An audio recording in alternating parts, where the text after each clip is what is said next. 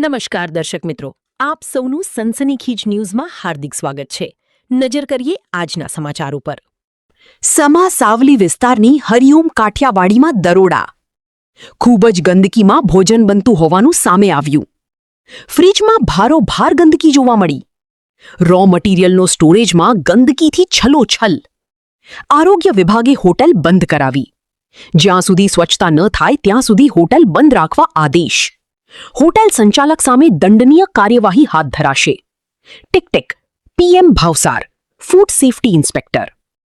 Checking હાથ ધરવામાં આવ્યું છે, ક્યાં ક્યાં ચેકિંગ હાથ ધરવામાં આવ્યું છે અને કયા સદર્ભે આજે ચેકિંગની કામગીરી કરવામાં? રાજ્ય સરકારના આદેશ મુજબ આજે વડોદરા શહેરના 4 ઝોનમાં હોટલ રેસ્ટોરન્ટના ચેકિંગની કાર્યવાહી હાથ ધરવામાં આવેલ છે અને ઉત્તર ઝોનમાં આજે રોજ અમે સમા સાવલી રોડ પર આવેલ હરિઓમ દાલબાટી તેમજ હરિઓમ કાઠિયાવાડી જે રેસ્ટોરન્ટ છે તેની ઇન્સ્પેક્શનની કાર્યવાહી હાથ ધરવામાં આવેલ છે।